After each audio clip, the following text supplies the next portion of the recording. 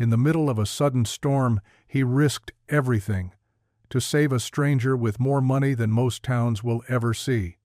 But just hours later, the hero became the suspect, accused of stealing the very thing that saved her life.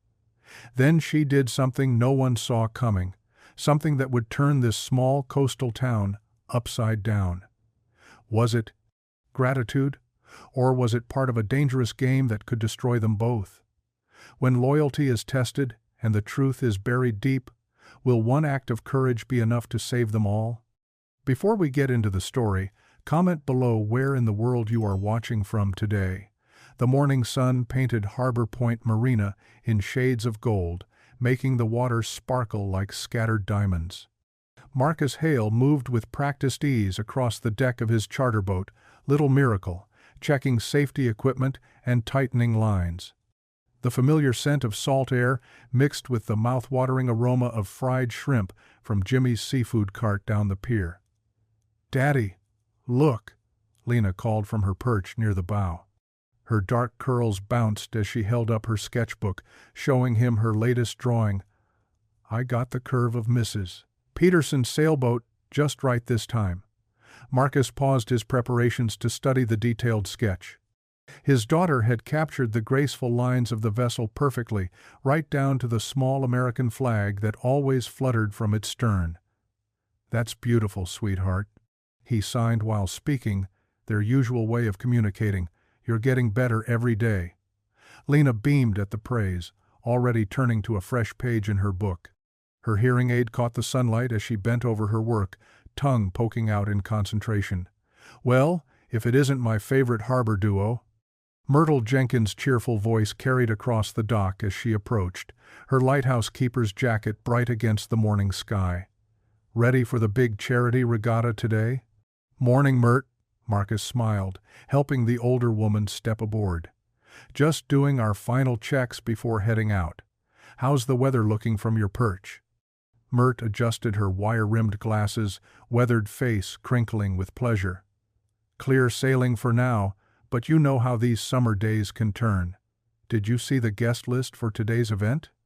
Every socialite with a boat within 50 miles is out there showing off, including the famous Ms. Ashford herself."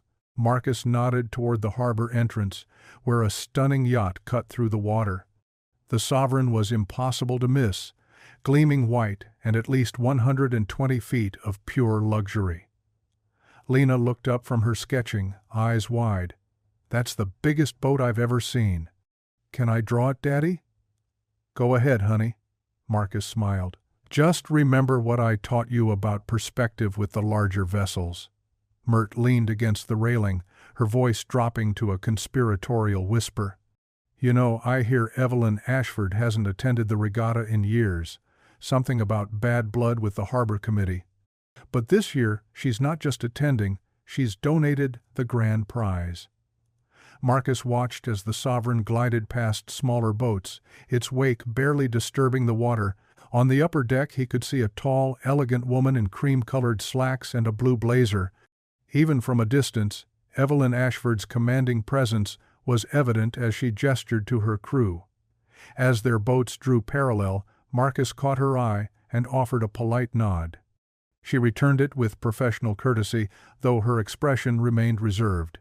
He'd seen her around the harbor occasionally, but had never spoken to her directly. "Times are changing," Myrt mused, pulling out her ever-present logbook. "Used to be the regatta was just us local folks. Now look at all this." She gestured to the growing collection of expensive vessels filling the harbor. The morning continued to warm as more boats arrived. The air filled with excited chatter and the clink of rigging against masts. Food vendors along the pier did brisk business, and the smell of coffee mingled with salt air and sunscreen. Marcus noticed the first subtle shift in the breeze around 10 o'clock. Years of experience had taught him to trust his instincts about the weather. He excused himself from Myrt's stories about past regattas and checked the radar on his phone. A frown creased his forehead as he studied the screen. The storm system wasn't supposed to reach them until evening, but the approaching clouds told a different story. In the distance, thunder rolled like gentle drums. On the Sovereign, Evelyn Ashford seemed to have noticed the change as well. Her voice carried across the water as she issued quick instructions to her crew. The yacht's sophisticated weather equipment was probably telling her the same story Marcus's experience and simple radar app revealed. "Lena," Marcus called to his daughter, who was still absorbed in sketching the Sovereign's elegant lines. "Time to pack up your art supplies, baby girl. Let's get them in the dry bag, just in case." Lena looked up at the darkening horizon, then back at her father. She knew that tone. It was his careful captain voice, the one that meant business. "But I'm almost finished with this part," she protested, pointing to her detailed drawing of the yacht's bow. A flash of lightning, still distant but bright enough to catch attention, emphasized Marcus's point. "The boats will still be here later," he signed, and spoke simultaneously. "Safety first, remember?" Lena nodded reluctantly and began gathering her pencils. The wind had picked up enough to ruffle pages in her sketchbook, and she had to catch a loose sheet before it could fly away. "Looks like we might have some excitement today," Mert observed, making a note in her logbook. "Good thing we've got experienced captains out there." She gave Marcus a knowing look. "You keep that precious cargo of yours safe, Marcus Hale." "Always do, Mert," Marcus replied, helping Lena stow her art supplies in the waterproof bag. The temperature had dropped slightly, and the earlier golden morning had taken on a steely cast. More boats were starting to arrive for the regatta, their crews focused on last-minute preparations rather than the changing weather. The sharp crack split the morning like lightning. Marcus's head snapped toward the sound, a muffled boom that seemed to come from deep within the Sovereign's hull. For a heartbeat, everything stood still. Then the massive yacht shuddered, its starboard side dipping suddenly toward the water.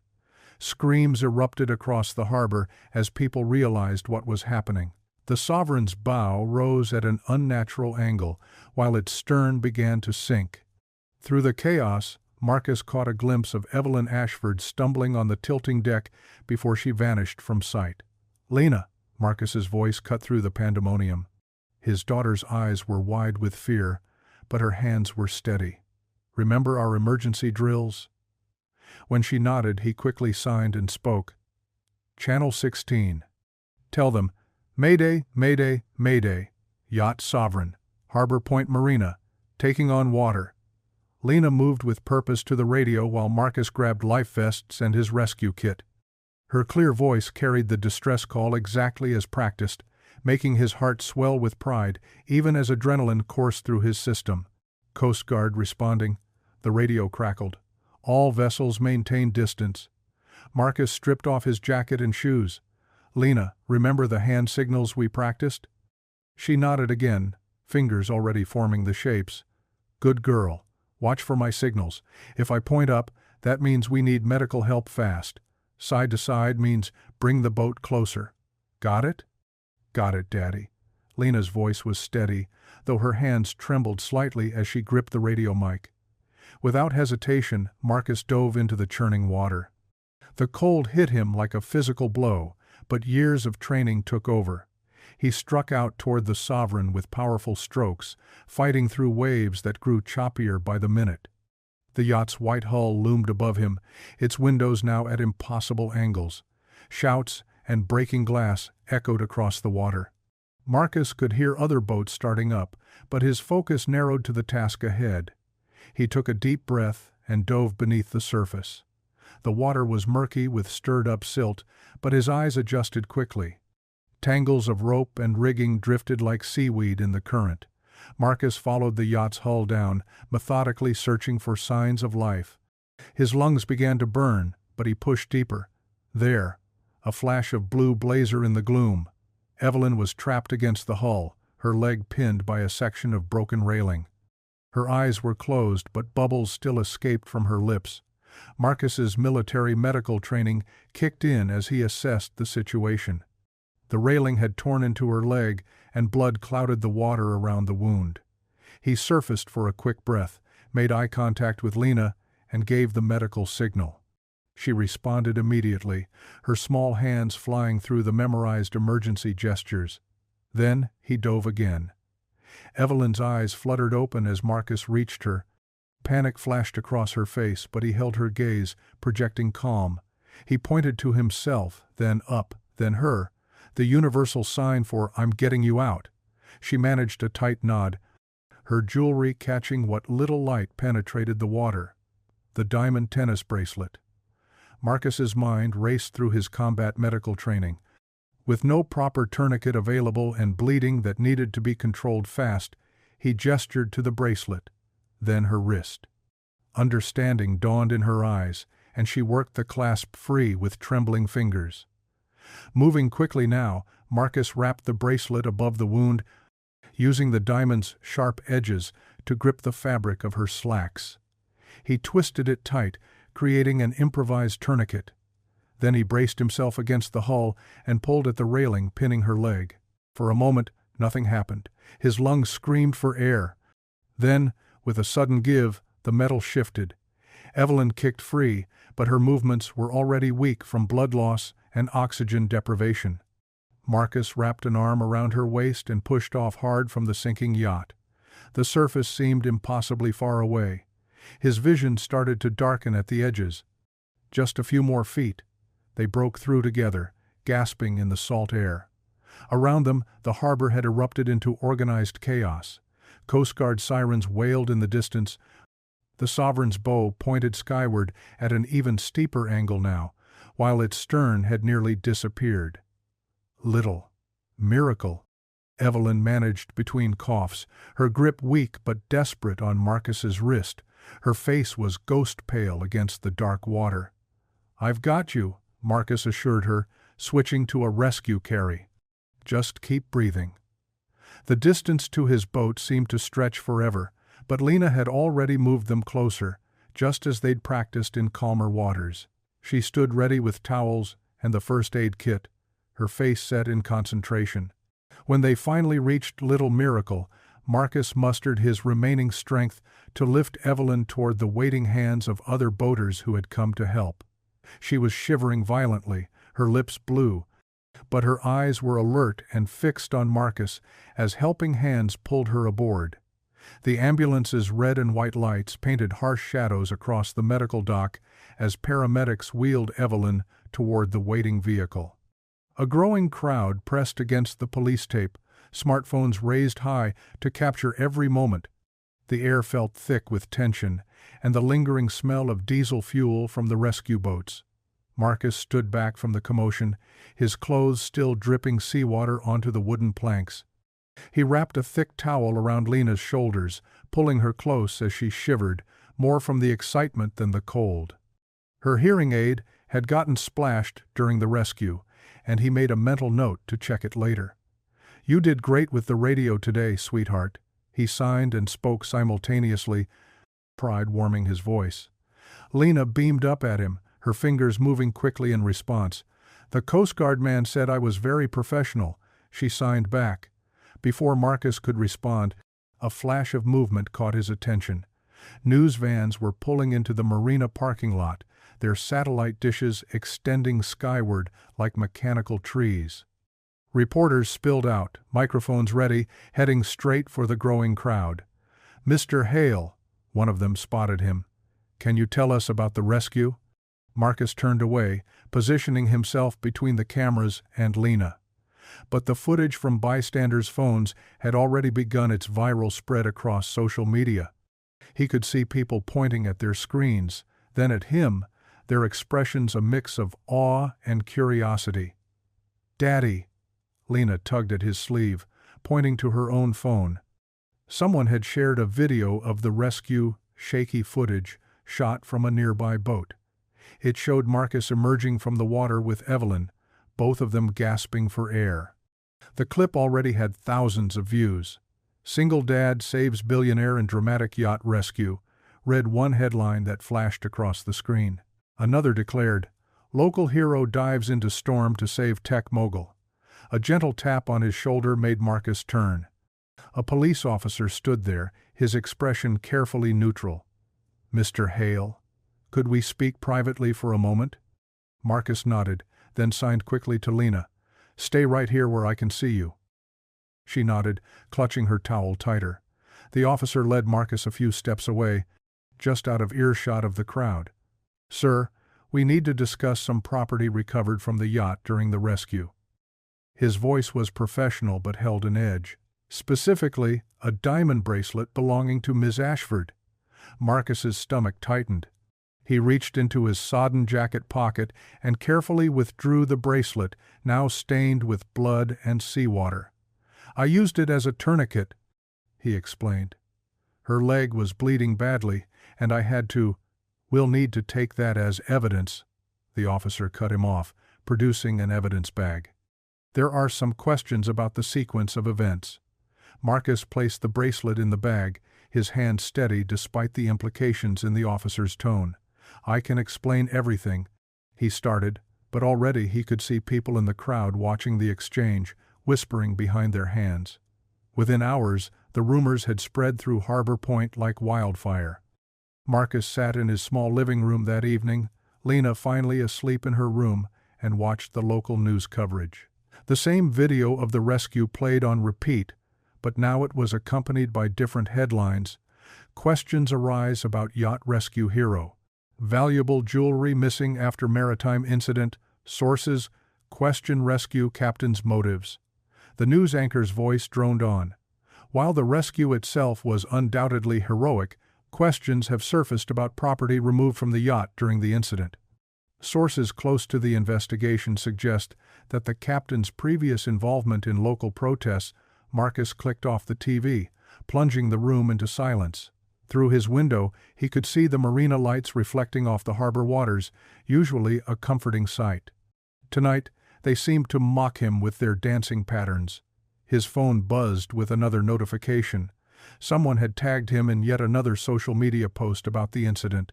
The comments beneath ranged from praise to suspicious questions about his character. One particularly harsh comment suggested that he had orchestrated the whole thing for attention. Marcus set the phone face down on the coffee table next to Lena's sketchpad. She had drawn the sovereign earlier that morning, before everything happened. The careful lines captured the yacht's elegant profile, now resting at the bottom of the harbor. Beside the drawing, she had written in her neat handwriting, "The biggest boat I ever saw." A soft creak from the hallway made him look up. Lena stood there in her pajamas, her hearing aid removed for the night. She must have sensed his distress, even without being able to hear him. "Can't sleep?" he signed. She shook her head and padded over to curl up next to him on the couch. "Are you sad?" she sighed, her young face creased with concern. Marcus managed a smile for her benefit. "No, baby, just thinking." "About the lady from the boat?" "Something like that." Lena reached for her sketch pad and flipped to a new page. She began to draw, her pencil moving quickly across the paper. When she held it up, Marcus saw she had sketched him diving into the water, rendered with the simple clarity of a child's perspective. Below it she had written, "My daddy is brave." Marcus pulled her close, pressing a kiss to the top of her head. Outside, camera flashes still occasionally lit up the darkness as reporters lingered near the marina, hoping for a fresh angle on the story. But here in their small living room, with his daughter's unwavering faith beside him, Marcus found a moment of peace. Tomorrow would bring more questions, more doubts, more suspicious glances from people who had greeted him warmly just that morning. But for now, he held on to the truth of what had happened. When someone needed help, he had acted without hesitation. Whatever came next, he would face it with the same clarity of purpose that had driven him into those dark waters. The morning sun filtered through the kitchen windows as Marcus flipped pancakes on the griddle. The familiar routine helped steady his nerves after a mostly sleepless night. Lena sat at their small breakfast table, already dressed for the day, carefully arranging blueberries into smiley faces on her stack of pancakes. "More syrup?" Marcus asked, signing with his free hand. Before Lena could answer, the doorbell rang.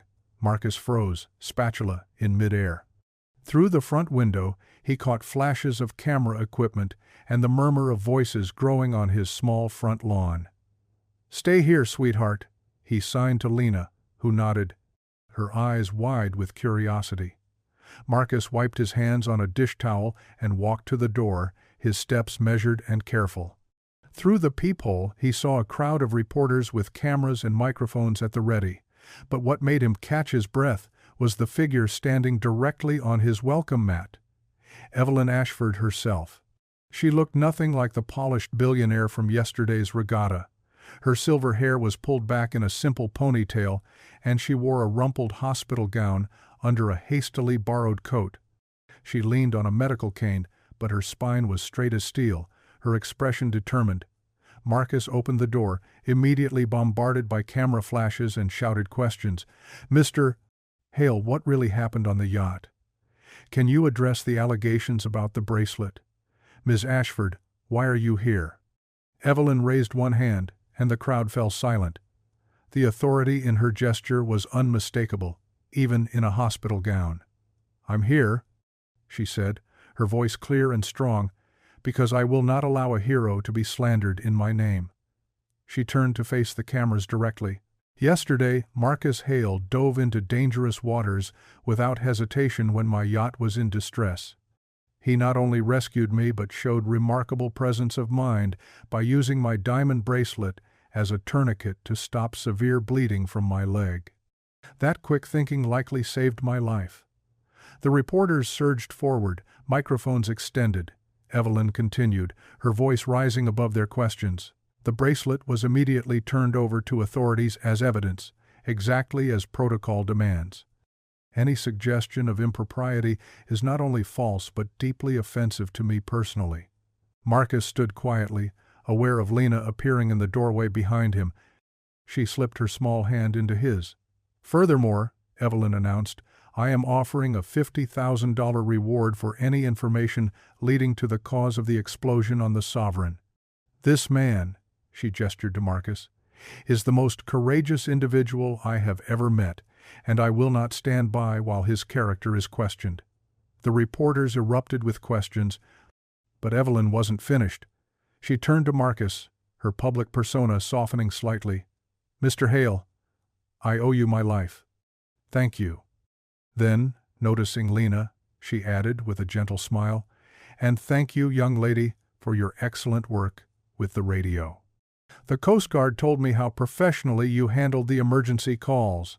Lena beamed, signing, "Thank you," a gesture Evelyn recognized and returned, though her form was unpracticed. "You know sign language?" Marcus asked, surprised. "I'm learning," Evelyn admitted. It seemed important.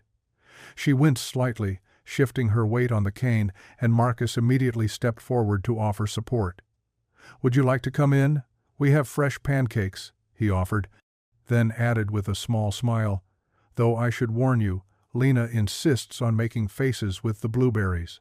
"That sounds wonderful," Evelyn replied, her formal mask slipping just enough to show genuine warmth. As they turned to go inside, the reporters called out more questions. Evelyn paused at the threshold. "I believe I've made myself clear," she said firmly. "Now, if you'll excuse us, I've been promised pancakes." The transformation in the community was almost immediate. By lunchtime, the morning's news segments were running continuous loops of Evelyn's statement.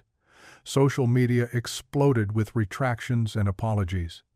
The same people who had whispered suspicions yesterday were now sharing the story with a different spin. Local hero, vindicated by Billionaire's praise. That evening, the Marina Cafe was packed to overflowing. Marcus had only intended to pick up a quick dinner, but word of his arrival spread quickly. People kept approaching their table. Fishermen he'd known for years, tourists who'd seen the news, locals who'd never spoken to him before. They shook his hand, clapped him on the shoulder, offered to buy his meal. "Mr. Hale," the cafe owner announced, "your money's no good here anymore. Heroes eat free." Lena watched it all with shining eyes, occasionally tugging her father's sleeve to sign her observations about the endless stream of well-wishers. Her pride was evident in every gesture, every bright smile. "See?" She signed when there was finally a lull in the visitors. "I told you everything would be okay." Marcus smiled at his daughter's simple faith, remembering her drawing from the night before. The cafe buzzed with warmth and conversation around them, so different from the cold suspicion of the previous evening. Through the window, he could see the harbor where everything had happened, the water now calm and painted with sunset colors. An elderly couple stopped by their table, the woman clutching a newspaper with the morning story. "We've been coming to Harbor Point for 30 years, she said, tears in her eyes, "and we've never been prouder of this community than we are today." Her husband nodded solemnly. "What you did out there, that's what this town is really about. Not the gossip, not the suspicion. Just people helping people." As they moved away, Lena pulled out her sketch pad. She never went anywhere without it, and began to draw. When she held up the picture, Marcus saw she had captured the cafe scene, the crowded tables, the smiling faces, and in the center, their little family, surrounded by warmth and acceptance.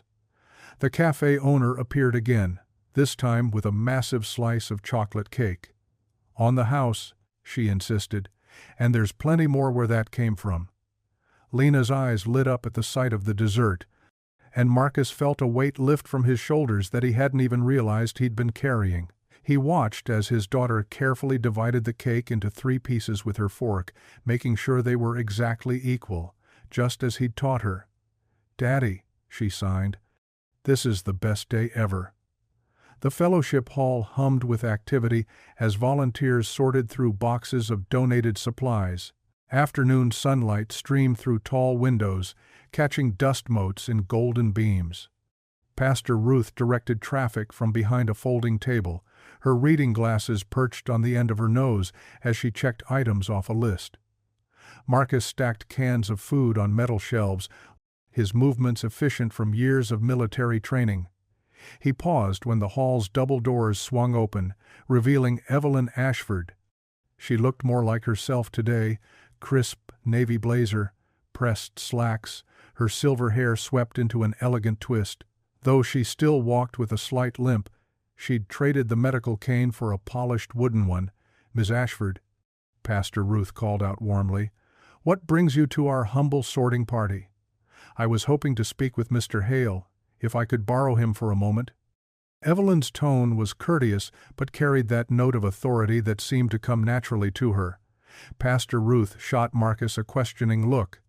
He nodded, wiping his hands on his jeans. "Of course." They moved to a quiet corner near the kitchen, where coffee urns sat ready for the next morning's service. Sunlight painted patterns on the linoleum floor through stained glass windows. "I wanted to thank you again," Evelyn began, properly this time, without cameras or chaos. "That's really not necessary," Marcus said, but she held up a hand. "Please, let me finish." She settled into one of the metal folding chairs, gesturing for him to join her. "I've been doing some thinking since the accident, about purpose, about responsibility." Marcus sat, noting how she squared her shoulders like someone preparing to make a business proposal.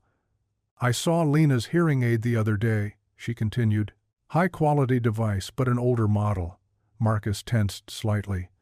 Their insurance barely covered the basics, and hearing aid technology advanced faster than his savings could keep up. "I'm launching a new initiative," Evelyn said, her voice softening. "Water safety education, emergency response training, equipment upgrades for local rescue services. The board approved it yesterday." She paused, watching his face. "I'd like you to help design and implement it." Marcus blinked, caught off guard. "Me? You have military medical training, years of maritime experience, and now a rather dramatic practical demonstration of emergency response skills." Her lips curved in a slight smile. "Plus, the position includes full health benefits, the kind that cover dependents' specialized medical needs." Understanding dawned. Marcus glanced across the hall where Lena sat with other volunteers, carefully arranging donated books by size. She kept one hand near her hearing aid, a habit she had when it wasn't working quite right. "I appreciate the offer," he said slowly, "but I'm not looking for charity." "This isn't charity, Mr. Hale." It's an investment in expertise we desperately need. Evelyn leaned forward, her voice taking on an edge of intensity. That explosion shouldn't have happened. Our emergency protocols were outdated. The community's rescue resources are underfunded. I intend to fix that, but I need someone who understands both the technical requirements and the human element. Pastor Ruth appeared with 2 steaming coffee mugs, setting them down without comment before tactfully retreating. Marcus wrapped his hands around the warm ceramic, thinking, the position would be part-time initially. Evelyn continued, you could maintain your charter business, but the insurance coverage would begin immediately. Marcus watched Lena across the room, remembering their last audiologist appointment. The doctor's careful explanation of new technologies that could help her hear better in school. The numbers on the estimate form that had made his stomach sink. I'd need to see the details, he said finally. What exactly would be involved? Of course. Evelyn reached into her leather portfolio and pulled out a folder. I had HR prepare a complete package. 3 days later, Marcus sat in the back row of the town hall as Evelyn stood at the podium, her presence commanding the packed room's attention. His new employee badge felt heavy in his pocket. Harbor Point has been my home for 20 years, she began, her voice carrying to the rafters. It's time I gave back in a meaningful way. Today, I'm announcing my intention to purchase and fully restore the shuttered marina complex. A murmur ran through the crowd. The old marina had been an eyesore for years, its weathered docks and empty buildings a constant reminder of better days. This will be a complete revitalization project, Evelyn continued. Modern facilities, upgraded slips, a new community center. Applause broke out, but Marcus noticed Gideon Park, Evelyn's COO, slip out a side door, speaking intensely into his phone. Something about the man's expression made Marcus uneasy. The clapping had barely died down when phones started buzzing throughout the room. People bent over screens, expressions shifting from excitement to concern. Marcus's own phone vibrated. A text from Sam Brooks, local reporter. Check your email, now. He opened the attachment, a leaked draft of the marina project plans. His eyes caught on phrases that made his blood run cold. Workforce restructuring, lease requirement updates, modernization-based displacement allowances. The whispers started at the back of the room and rippled forward. Marcus recognized faces in the crowd. Eddie Thompson, whose family had worked the docks for 3 generations. Maria Suarez, who ran the bait shop her grandfather had started. Mert Jenkins's grandson Tommy, who lived in the small apartment above his repair workshop. All of them would be forced out under these plans. Decades of history and community, erased by corporate terminology and profit projections. Evelyn was still speaking, but the room's energy had shifted. Marcus saw the moment she noticed, her practiced smile faltering slightly as she registered the changed atmosphere. Gideon had reappeared by the side door, his face carefully neutral. When the meeting ended, Marcus didn't stay to talk. He walked to his truck under a sky turned bruise purple by the setting sun, his new employee badge burning a hole in his pocket. The marina's empty silhouette loomed against the darkening horizon, and for the first time since accepting Evelyn's offer, doubt crept in like the evening tide. He started the engine, seeing familiar faces in his mind. Neighbors who had brought casseroles when his wife died, who watched Lena after school when he had late charters, who never let him pay full price for boat repairs when times were tight. The same people whose livelihoods now hung in the balance. The truck's headlights caught the faded sign at the marina entrance as he drove past. Welcome to Harbor Point Marina, a community anchor since 1952. Paint peeled from the wooden boards like old promises falling away. Marcus pulled up to the circular driveway of Evelyn's clifftop mansion, the morning sun glinting off its endless glass walls. The modern architecture stood in stark contrast to Harbor Point's weathered charm, all sharp angles and steel, where the rest of town favored wooden porches and wind chimes. It looks like a giant ice cube. Lena signed from the passenger seat, her eyes wide. Marcus smiled, signing back, "Be polite." He grabbed his worn leather portfolio and helped Lena gather her art supplies. The front door opened before they reached it. Evelyn stood in a cream-colored suit, her silver hair catching the light. "Good morning," she said, then carefully signed the greeting as well, though her fingers moved stiffly. Lena's face lit up. She signed hello back enthusiastically. "I've been practicing," Evelyn explained, leading them through the foyer. "Though I'm afraid I'm a slow learner."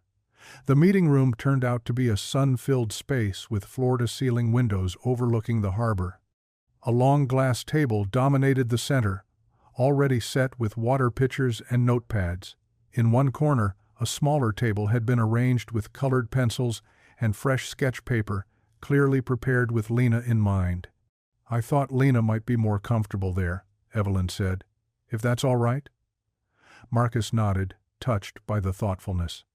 Lena immediately settled at the art station, pulling out her ever-present sketchbook. They were joined shortly by Pastor Ruth, who carried a box of still-warm cinnamon rolls.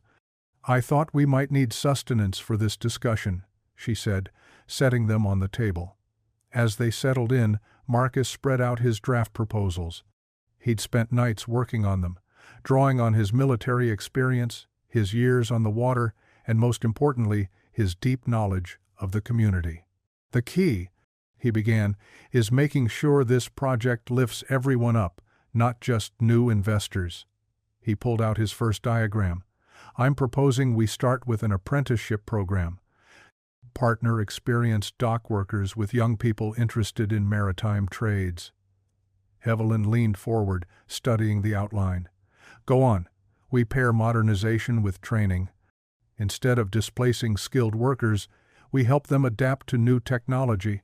Their knowledge is invaluable, they just need support bridging the gap." He moved to his next point, gaining confidence as he spoke. "The docks themselves, we make them fully ADA compliant. Not just meeting minimum standards, but truly accessible. Proper lighting, stable surfaces, clear signage in multiple formats including Braille." Pastor Ruth nodded approvingly. "That would make a real difference for several of our elderly members who've given up fishing. And here's something else." Marcus pulled out a detailed proposal. "A scholarship fund in memory of Mike Torres and David Chen." A moment of silence fell. Everyone remembered the two fishermen lost in last year's storm. The fund would cover maritime safety training, certification programs, emergency response courses. "We make sure cost isn't a barrier to anyone wanting to work on these waters safely." He finished laying out his vision, heart pounding slightly. It was ambitious, he knew. Maybe too ambitious. He waited for Evelyn's response, watching her study each page methodically. Finally, she looked up. "This is comprehensive." "If it's too much," he started. "No," she held up a hand. "It's exactly what we need." She turned to a particular page. "The apprenticeship program especially. We'd be preserving institutional knowledge while creating new opportunities. The board might balk at the initial cost, but the long-term benefits." She tapped her fingers on the table thoughtfully. "I can make them see reason." Pastor Ruth smiled. "The church would be happy to offer our basement for training sessions. We already have the chairs set up and the kitchen for breaks." "Perfect," Evelyn said. "Community-based location, neutral ground. Better than some corporate training center." She began making notes in precise handwriting. "We'll need to adjust the timeline, revise some budget allocations, but the framework is solid." Marcus felt something tight in his chest begin to loosen. This was what he'd hoped for, but hadn't quite dared expect. Real consideration, real willingness to put community first. They spent the next hour working through details. Evelyn asked sharp questions but listened carefully to the answers. She challenged some points but accepted others readily, especially when Pastor Ruth added her perspective on community impact. Lena worked quietly at her table, pencils moving steadily across paper. Occasionally she'd hold up a drawing for their approval: rescue boats, safety equipment, smiling stick figures in life jackets. As the meeting wound down, Evelyn's assistant brought in lunch. Simple sandwiches from the Marina Cafe, Marcus noticed, not fancy catering. Another small but telling choice. "I think we have a solid foundation here," Evelyn said, gathering the marked-up proposals. "I'll have legal review everything, but I don't foresee any major obstacles. We could announce the first phase of training programs within 2 weeks." They stood, gathering their things. Pastor Ruth headed out first, taking the empty cinnamon roll box and promising to coordinate with church volunteers. As Marcus collected his portfolio, Lena approached Evelyn's chair. She held out a piece of paper, suddenly shy. It was a detailed sketch of Little Miracle, rendered with the careful attention of someone who loved boats. The morning sun caught the pencil marks, making them shimmer slightly. "For me?" Evelyn asked, taking it carefully. Lena nodded, then signed, "Thank you for learning to say hello." Evelyn looked at Pastor Ruth, who translated quietly. Something flickered across the older woman's face, surprise, then something softer. "Thank you," she said, speaking and signing together. Her fingers moved more confidently this time. Marcus guided Lena toward the door, glancing back once. Evelyn still stood by the table, holding Lena's drawing, studying every pencil stroke as if it held some answer she'd been seeking. A pattern emerges. Marcus noticed something was off when he arrived at the marina that Wednesday morning. 2 men in pressed khakis and clipboards were inspecting Jose Rodriguez's shrimp boat, making notes and shaking their heads. Jose, who'd worked these docks for 20 years, stood nearby looking worried. "Everything okay?" Marcus asked, approaching the group. "Just a routine safety inspection," one of the men said without looking up. His badge identified him as part of Harbor Management LLC, one of Gideon Park's subsidiary companies. "Third one this month," Jose said quietly. "They find something new wrong every time." Marcus frowned. The Rodriguez family's boat was one of the best maintained in the fleet. Jose's daughter Maria was studying marine engineering, and together they kept the vessel in pristine condition. Throughout the morning, Marcus noticed more inspectors moving along the docks. They seemed to focus on certain boats while completely bypassing others. A pattern emerged. The vessels receiving extra scrutiny belonged primarily to Black and Latino owners. During his lunch break, Marcus walked down to check on William Turner's charter boat. William, a retired schoolteacher who'd run fishing tours for decades, was sorting through a stack of papers with trembling hands. "Lease violation warning," William explained, holding up an official-looking notice. "Says my insurance coverage doesn't meet new requirements. But I've had the same policy for 15 years. Marcus took the paper, scanning it carefully.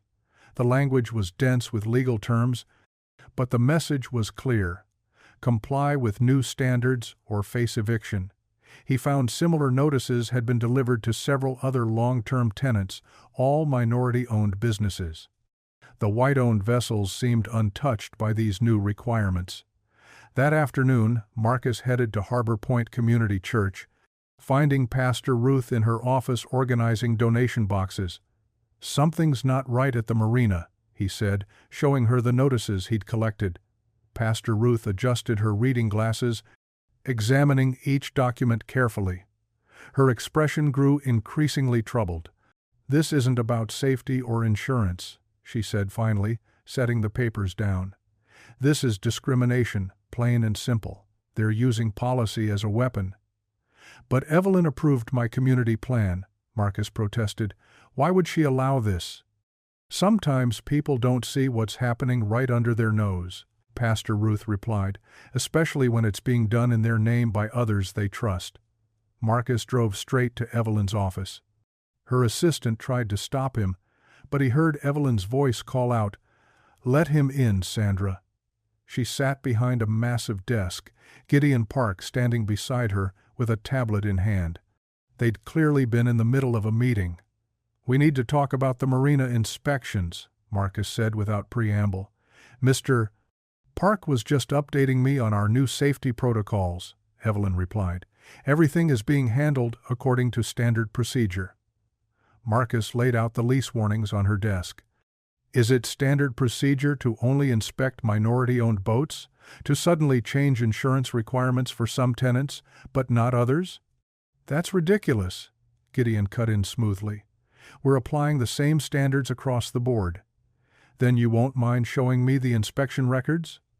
Marcus challenged. Break it down by demographics? That would be confidential business information, Gideon said. But Evelyn had gone very still, staring at the notices. Show me the data, Gideon. Mrs. Ashford, I don't think, the data, she repeated firmly. Now. Gideon reluctantly pulled up several spreadsheets on his tablet. Evelyn studied them in silence, her face growing paler with each swipe. 87% of inspections targeted minority-owned vessels, she said finally, her voice tight. 92% of lease warnings went to Black or Latino tenants. She looked up at Gideon. Explain this. The numbers don't tell the whole story, he began. If you look at risk factors, stop. Evelyn stood up, her hands pressed flat against the desk. Effective immediately, all eviction notices are suspended. All new inspection protocols are paused pending review. Mrs. Ashford, the board, I don't care what the board thinks about this, she snapped. This is not what I approved. This is not who we are. Gideon's polite mask slipped for just a moment, revealing something harder underneath. He gathered his tablet and straightened his tie. I'll need to report this change in direction to the committee. Report whatever you like, Evelyn said. But these discriminatory practices end today. After Gideon left, Evelyn sank back into her chair, looking suddenly tired. I should have seen it, she murmured. I should have asked more questions. What matters is what you do now, Marcus said quietly. She nodded, then reached for her phone. Sandra, get me the marina lease office. I want all recent warnings and violations flagged for immediate review, she paused, looking at Marcus. And set up a meeting with our tenants association. It's time I heard directly from the people this affects. Later that night, Evelyn sat alone in her study, a single lamp casting shadows across the walls. She held an old photograph, herself and her late husband Richard, on the day they'd launched their first shipping venture. You tried to warn me, she whispered to his image, about trusting company men who care more about numbers than people. She remembered Richard's words, they'll smile and show you spreadsheets while good people lose their homes. Don't let them turn you into just another bottom line. The photograph trembled slightly in her hands. She'd let herself be insulated from the truth, comfortable in her tower of glass, while others bore the real cost. But not anymore. She set the photo down and pulled out the marina plans. Not Gideon's version, but Marcus's. Community-centered, people first. The way it should have been from the start.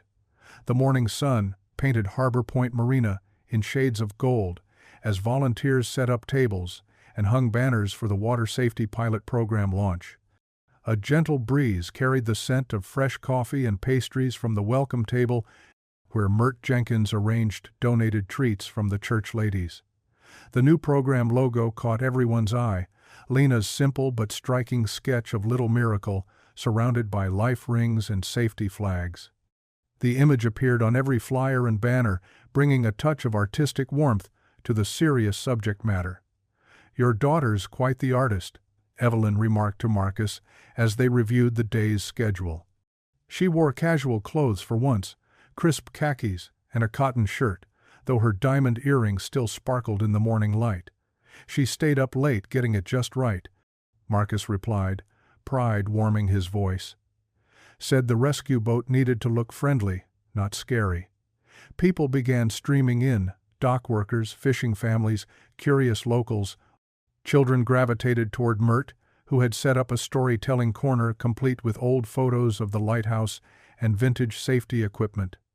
Gather round, young'uns, Mert called out, her eyes twinkling. Let me tell you about the great storm of '62, when old Captain Matthews saved 3 boats using nothing but a flashlight and his mama's bedsheets as signal flags. The children settled on cushions around her chair, entranced as she wove history and safety lessons together with her trademark flair for storytelling. Parents lingered nearby, smiling and shaking their heads at Mert's dramatic gestures. Marcus moved between demonstration stations, showing proper life jacket fittings and explaining emergency radio protocols. He noticed Evelyn doing the same on the other side of the pier, surprisingly natural as she helped a young mother adjust her toddler's flotation vest. They crossed paths near the coffee station mid-morning. Marcus poured 2 cups, handed one to Evelyn without asking. She accepted with a small nod of thanks. "The turnout's better than we hoped," she said, surveying the crowd. "People want to learn," Marcus replied. "Especially after—" He didn't need to finish the thought. The image of Sovereign's sinking was still fresh in everyone's minds. "Yes," Evelyn said softly, "though I hope some good can come from that day." She gestured at the busy pier. "This program, for instance, the marina renovation plans. Change doesn't always have to come from crisis."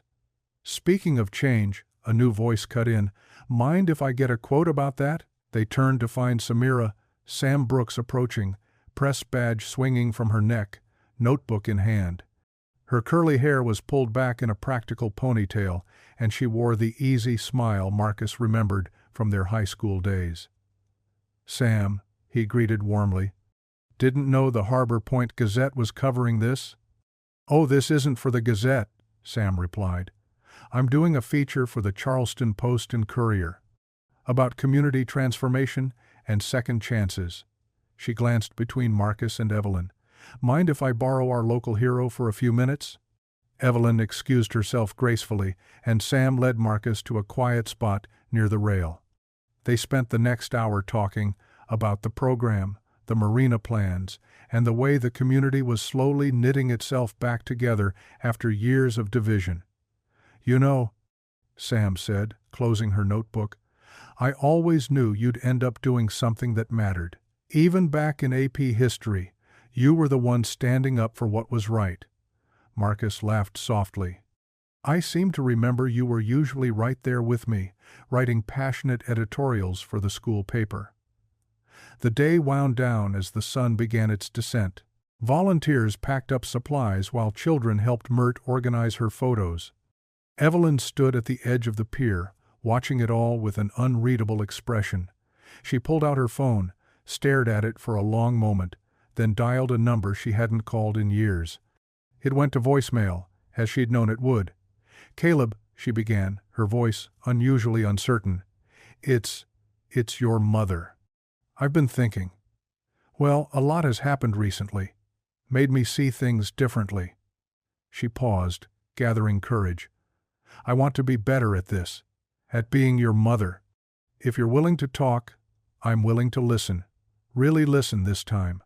Another pause. "I miss you, son." She ended the call quickly, before emotion could overtake her carefully maintained composure. Across the pier she saw Marcus helping Sam pack up her recording equipment, their heads bent close in conversation. The sky deepened to purple as the last volunteers departed.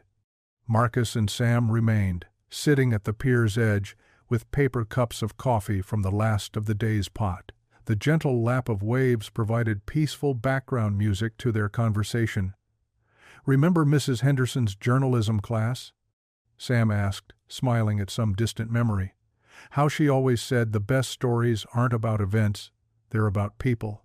Find the heart, not just the headlines," Marcus quoted, matching her smile. "She would love this story," Sam said, "not just the rescue, but everything after.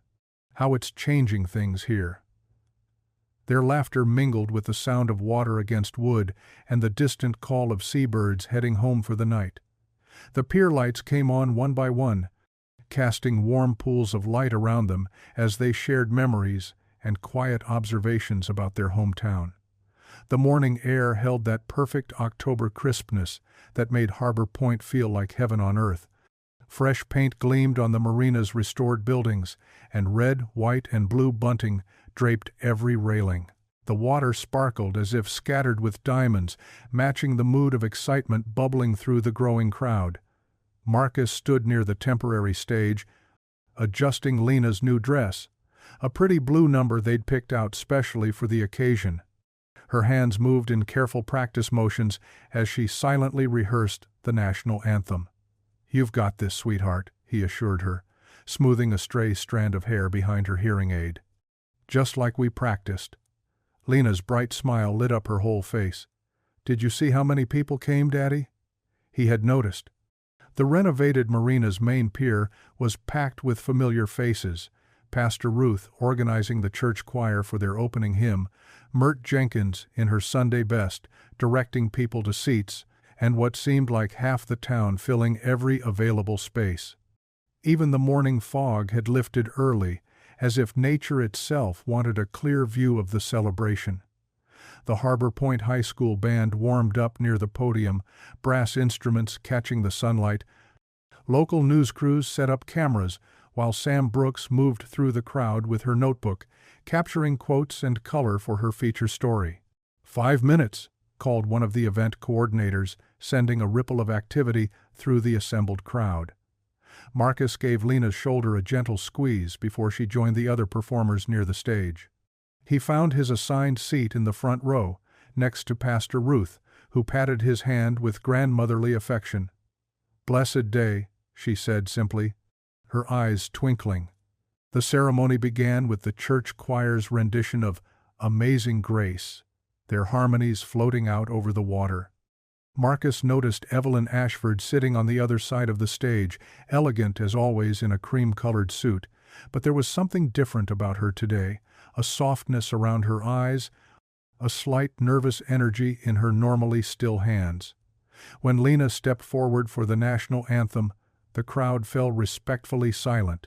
Her small hands moved with grace and confidence, signing the familiar words as the band played. Marcus felt his throat tighten with emotion, remembering all the late nights they'd practiced together, all the challenges they'd overcome. He wasn't the only one moved. Throughout the crowd he saw people dabbing at their eyes, including, to his surprise, Evelyn, who quickly composed herself when she noticed his glance. The ribbon-cutting portion approached, and Marcus took his place near the ceremonial scissors. As chairman of the new Marina Safety Program, he had a role to play. But Evelyn had been mysterious about some aspects of the ceremony, insisting certain parts remain a surprise. She stepped to the podium, her voice clear and strong over the microphone. Harbor Point has always been more than just a place on the map. It's a community where neighbors help neighbors, where courage meets compassion, and where second chances can transform lives. She paused, making eye contact with various faces in the crowd. "I learned this firsthand, thanks to one brave act that changed everything." A large object stood on the main dock, hidden under a blue tarp. Marcus hadn't paid it much attention earlier, assuming it was part of the stage equipment. "Today," Evelyn continued, "we're not just celebrating a renovated marina, we're celebrating the spirit that makes this town special." She gestured to several workers, who began removing the tarp. "Which is why I'm proud to announce the newest addition to Harbor Point's safety fleet." The tarp fell away to reveal a gleaming rescue boat, state-of-the-art and fully equipped. Painted on its bow in elegant script was the name Little Miracle 2. A collective gasp went up from the crowd, followed by enthusiastic applause. Marcus stood frozen, overwhelmed by the gesture and its meaning. "This vessel," Evelyn explained, her voice warming, "will serve as our community's primary rescue craft, operated by our newly trained safety team. It's dedicated to the memory of all those who've helped others on these waters, and especially to a father and daughter who showed us what real courage looks like." Lena bounced excitedly in her seat while Marcus tried to maintain his composure. The new boat was everything he would have specified himself: efficient design, advanced safety features, even a small medical bay. "Mr. Hale," Evelyn turned to him, "would you do us the honor of cutting the ribbon?" Marcus stepped forward, accepting the ceremonial scissors. Before cutting, he spoke briefly, his voice thick with emotion. "This boat doesn't belong to any one person. It belongs to Harbor Point, to everyone who's ever needed help or given it." He met Evelyn's eyes. To second chances. The ribbon parted with a satisfying snick, and cheers erupted. The band struck up a celebratory march as people surged forward to inspect the new vessel. Children posed for photos near the bow, while proud parents snapped pictures. The formal ceremony transitioned into a community celebration. Food appeared from local restaurants, music played, and people mingled freely across all the usual social boundaries.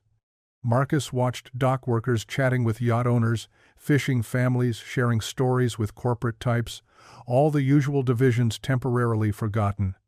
As evening approached, the first firework whistled skyward, exploding in a shower of red and gold. Families spread blankets on the grass near the marina, while others found spots along the pier rails. Marcus stood with Lena, perched on his shoulders for a better view, her delighted gasps feeling like small earthquakes against his neck. Across the crowd, he caught Evelyn's eye. She stood near the little miracle too, her usual reserve softened by the day's events. They exchanged a nod, simple but heavy with meaning. In that moment, Marcus felt something he hadn't experienced in years, pure, uncomplicated hope. Not just for himself and Lena, but for Harbor Point, for Evelyn, for all of them. Another firework burst overhead, bathing everyone in momentary blue light. Lena's hands moved in excitement. Beautiful. Marcus signed back. Yes, beautiful, but he wasn't looking at the sky. The air smelled of salt and gunpowder, popcorn and possibility. Children laughed, couples held hands, and Harbor Point felt like it was healing, one small moment at a time. The morning sun painted Harbor Point in golden light, but Marcus barely noticed as he locked the front door, his mind still swimming with yesterday's celebration. Lena skipped beside him, her sneakers tapping a cheerful rhythm on the sidewalk. "Can we get chocolate chip pancakes?" She signed, her face bright with hope. "After that perfect performance yesterday?" "You bet we can," Marcus replied, both speaking and signing. The diner was only 2 blocks away, and the walk had become their Sunday morning tradition. A police siren chirped once, making them both turn. 2 patrol cars rolled to a stop at the curb, followed by an unmarked sedan. Marcus's heart dropped as 4 officers stepped out, along with 2 people in suits. "Marcus Hale." One of the detectives held up a badge. "We need you to come with us." Marcus instinctively moved Lena behind him. "What's this about?" "We have a warrant for your arrest in connection with the Sovereign yacht explosion." The detective's voice was flat, professional. "Please place your hands where we can see them." "Daddy?" Lena's small fingers clutched his shirt. A woman in a navy blazer approached, showing identification. "I'm Susan Martinez from Child Protective Services. We'll need to take temporary custody of Lena while this is sorted out."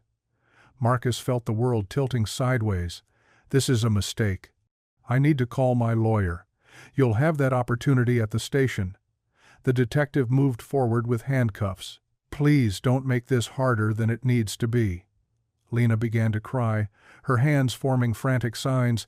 "Don't go, Daddy, don't let them take you." Marcus knelt down, keeping his movements slow and deliberate, despite the thunder in his chest. "Look at me, sweetheart," he signed as he spoke. "Everything's going to be okay. This is just a mix-up. I need you to be brave right now." The CPS worker gently took Lena's hand. "We'll take good care of her, Mr. Hale." Marcus forced himself to remain calm as the handcuffs clicked around his wrists, even as Lena's sobs tore at his heart. The detective read him his rights while neighbors emerged from their homes, watching in shocked silence. "The evidence is quite clear," the second detective said, holding up a document in an evidence bag. "We have an invoice in your name for restricted marine solvent, the same type that corroded the Sovereign's hull." "That's impossible," Marcus protested. "I've never—" "Save it for your statement." They led him toward the patrol car. Lena broke free from the social worker and ran to him. "Daddy, don't touch him, honey," the CPS worker called, hurrying to catch up. Marcus couldn't even hug his daughter goodbye. "Pastor Ruth," he called to his neighbor, who had just emerged from her house. Please call Pastor Ruth. The patrol car door closed with a terrible finality. Through the window, Marcus watched Lena being led away, her small shoulders shaking with sobs. The image burned itself into his memory as the car pulled away from the curb. Across town, in her modernist mansion on the bluff, Evelyn Ashford's morning was unraveling in its own way. Her phone had been buzzing since dawn, with increasingly urgent messages from her board members. "Have you seen it?" Her assistant's voice crackled through the speaker. "The email is everywhere. All the major news outlets have it." Evelyn pulled up the forwarded message on her tablet, and her blood ran cold. There it was, an email bearing her electronic signature, dated 3 months ago, explicitly approving Gideon's original marina plan with its hidden eviction clauses. "This is fabricated," she said sharply. "I never signed off on those evictions. In fact, I specifically rejected them. The board is calling an emergency meeting." "Her assistant hesitated. "They're voting on temporary suspension pending investigation." Evelyn's hands gripped the edge of her desk. Outside her window, she could see news vans already gathering at her gate. Her phone buzzed again, Gideon Park's name flashing on the screen. She declined the call. The morning devolved into a blur of crisis management.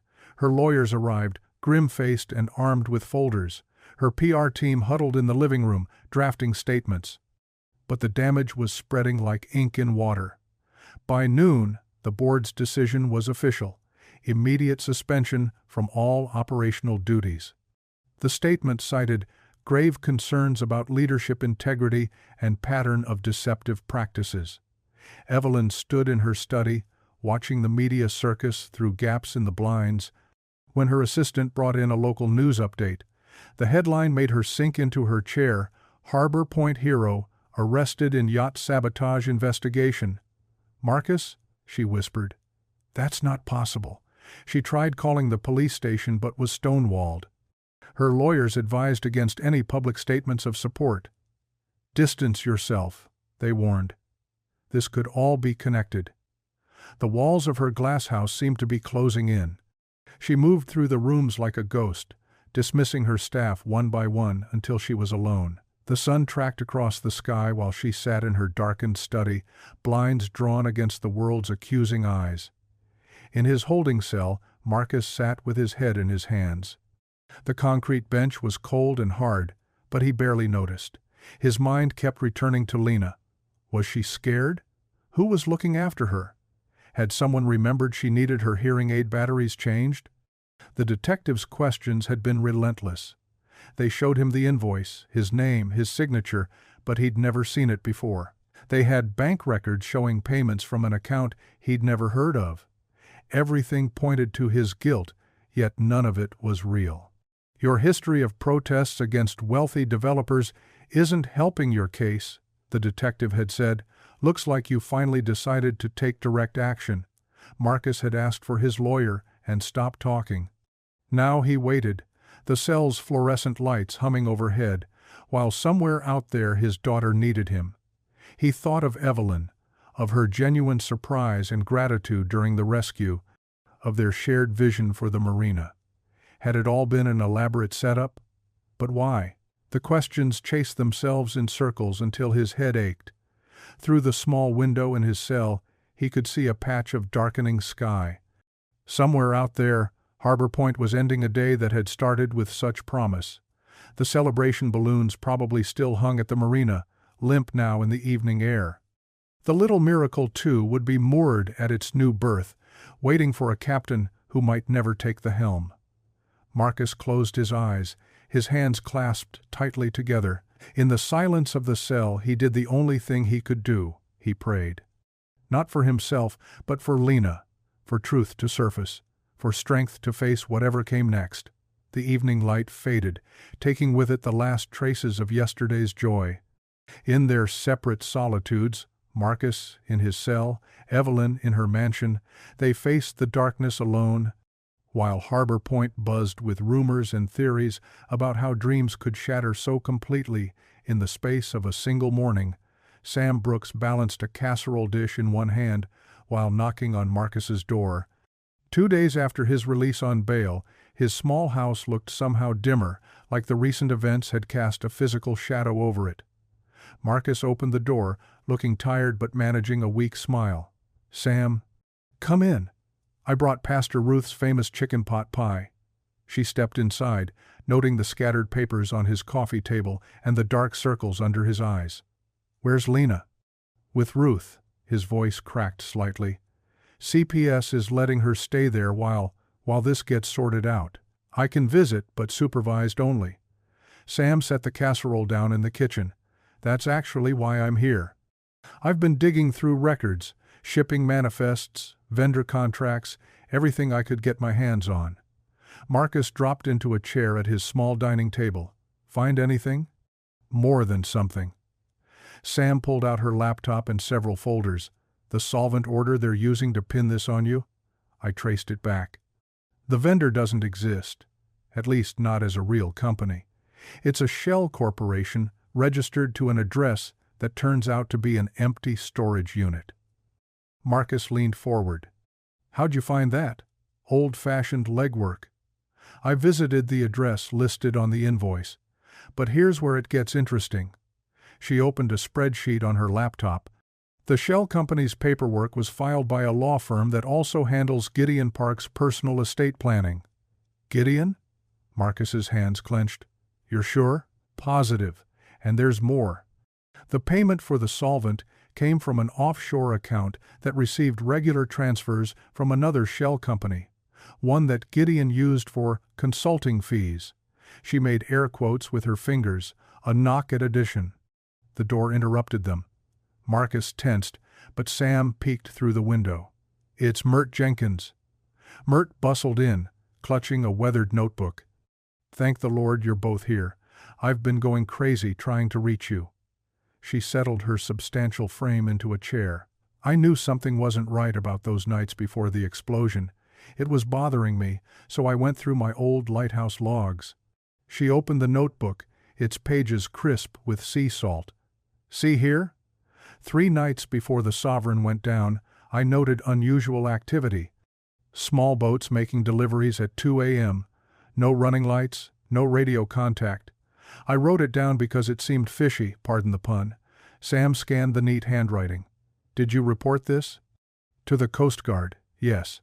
But nothing came of it. Then, 2 nights later, here, another late delivery. This time I noted the boat's name, Blue Horizon LLC. Sam's eyes widened.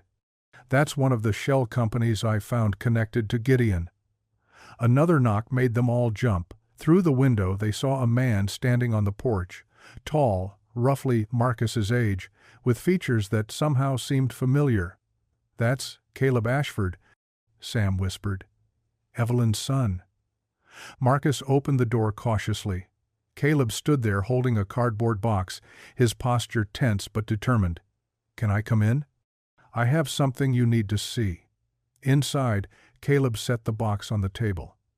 "I used to work yacht maintenance before things went bad between Mom and me. These are records I kept, things that never sat right." He pulled out folders, spreading them across the table. "Gideon Park has been cutting corners on safety inspections for years. Forging signatures, including my mother's, on maintenance waivers. I wanted to blame Mom for everything wrong in my life, but looking at these now," he shook his head, "Gideon did more damage than I ever could." Sam examined the documents. "These signatures, they match the style of the one on that leaked email about the evictions. Because Gideon forged them all." Caleb confirmed. "He had access to Mom's digital signature stamps. He's been using them to approve his own schemes for years." Marcus studied Caleb. "Why come forward now? Because I got sober?" Caleb said simply, "And because no matter how angry I've been at my mother, she doesn't deserve this, neither do you." They spent the next hour piecing it together. Sam's financial trail, Mert's lighthouse logs, and Caleb's maintenance records painted a clear picture. Systematic fraud, safety violations, and finally sabotage, all leading back to Gideon Park. "We need to take this to Evelyn," Sam said finally. "All of it." Marcus hesitated. "Will she believe it?" Only one way to find out, Caleb said quietly. They found Evelyn in the church basement, her own choice of meeting place, away from prying eyes. She sat alone at a folding table, looking smaller somehow without her usual corporate armor. When Caleb walked in, she stood so quickly her chair scraped the floor. "Caleb?" "Hi, Mom." His voice was rough with emotion. Sam laid out their evidence piece by piece. The shell companies, the forged signatures, the midnight deliveries, the maintenance fraud. With each revelation, Evelyn's face grew paler. "I trusted him," she whispered. "I let him handle everything because that's what Thomas always did." She looked at her son. "I was so busy trying to run everything perfectly that I missed what mattered." "We have enough to go public," Sam said. "Enough to clear Marcus and expose Gideon." Marcus watched Evelyn absorb it all, seeing not the powerful CEO but a woman facing hard truths. She straightened her shoulders, something of her old strength returning. "Then let's do it," she said firmly. "All of it. The fraud, the discrimination, the sabotage, everything." She turned to Marcus. "I owe you that much. I owe this whole community that much." They stood together in the church basement, surrounded by papers that told a story of betrayal and redemption. Through the windows, they could see Harbor Point's streets, where somewhere a police officer was about to receive a very interesting phone call, and a board member would soon open a very revealing email. The church pews creaked under the weight of what seemed like half of Harbor Point. Evening light filtered through stained glass, casting kaleidoscope patterns across concerned faces. At the front, Sam Brooks stood beside a projector screen, her journalist's notebook open but barely needed. She knew this story by heart now. "The evidence is clear," Sam said, her voice steady. "Over the past 3 years, a pattern of fraudulent activities has threatened not just the safety of our harbor, but the very fabric of our community." She clicked through documents on the screen: bank transfers, shell company registrations, forged maintenance records. The congregation murmured as each piece of evidence appeared. Caleb Ashford rose from his seat in the front pew. His hands trembled slightly, but his voice carried strong. "I worked yacht maintenance for years. These records show systematic safety violations, all approved with forged signatures, including my mother's." From her seat nearby, Evelyn watched her son with tears in her eyes. He continued, "I wanted to blame her for everything wrong in my life, but the truth was right here in these papers. The real damage came from someone we all trusted." Coast Guard Captain Rivera stepped forward next, pointing to specific maintenance logs. "Our investigation confirms that the explosion aboard Sovereign was deliberate sabotage. The solvent used to weaken the hull plates matches exactly what was ordered through these shell companies, all traced back to Mr. Park's personal accounts." At the back of the church, 2 police officers quietly entered. Gideon Park sat rigid in his seat, his usual smooth demeanor cracking as the evidence mounted. Furthermore, Captain Rivera continued, "The discriminatory lease reviews and eviction notices show a clear pattern of targeting specific racial and ethnic groups, all approved through the same channels of forged authorizations." The police moved forward. Gideon stood, straightening his tie. "This is ridiculous. You can't possibly—" "Mr. Park," one officer said firmly, "you're under arrest for criminal fraud, sabotage, and multiple violations of federal anti-discrimination laws." The congregation watched in stunned silence as handcuffs clicked around Gideon's wrists. His footsteps echoed on the wooden floor as they led him out. Pastor Ruth stood. "Before we continue, I have an announcement from Child Protective Services." She nodded to a woman in a gray suit. After reviewing all evidence and character testimonies, the CPS worker said, "We are closing our case regarding Marcus and Lena Hale. All supervision requirements are lifted, effective immediately." Lena, sitting between Marcus and Pastor Ruth, threw her arms around her father's neck. The church burst into applause. Evelyn rose slowly, making her way to the podium. She looked different, humbled, but somehow stronger.